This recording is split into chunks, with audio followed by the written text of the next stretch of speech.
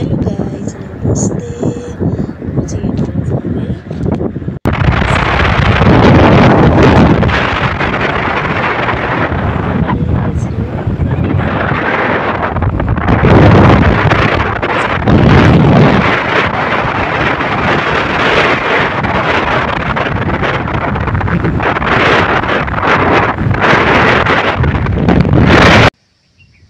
यो चाहिँ मकनपुरको गढी। साह्रै राम्रो ठाउँ रहेछ गढी पनि। माथि टपमा यसो रमाइलो दृश्य हेर्नलाई हेर्नु वरिपरि आकाश कति राम्रो देखेको, कति राम्रो। त्यहाँ मन्दिर पनि रहेछ, कति राम्रो। हेर्नुहोस् त दृश्य, हाम्रो सम्पदाहरू कति राम्रो राम्रो छ।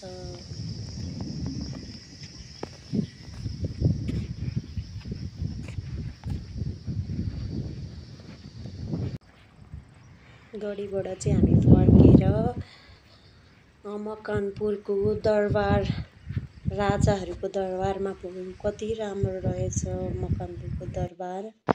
हेर्नुहोस् त दरबार जाने बाटो कति राम्रो। सिँढी चढ्दा चढ्दा म थाकेर पत्रकै भयो। तर रमाइलो भएको थियो, इन्जोय गरिरहेको थिएँ। हेर्नुहोस् त वरिपरि कति राम्रो। यो चाहिँ राजाहरूको दरबार वरिपरि।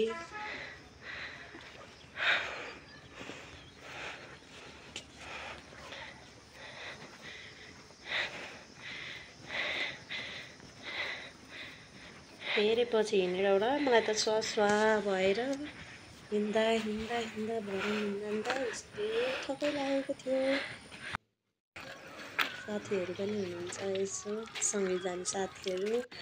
दरबार तर मन्दिर पनि मकनपुरको दरबार। यो चाहिँ दरबारभित्र रुमहरू यस्तो भएको छ। गर्मी त्यस्तै लास्टै।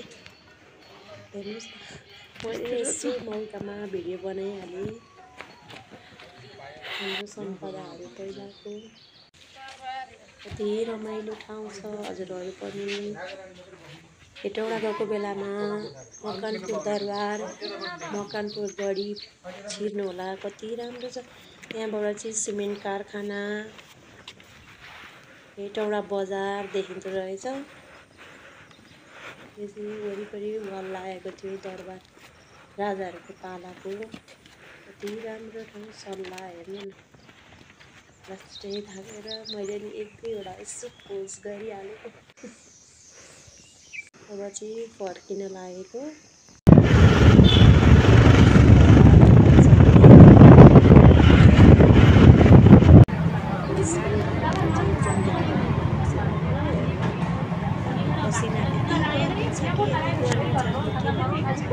हामी त नसक्ने रहेछौँ त्यहाँ गएर। भिडभाड छ। हेर्नु न नेपाल एउटा मात्रै यस्तो, अरू कति होला भिडभाड बहुत छ। सक्यो।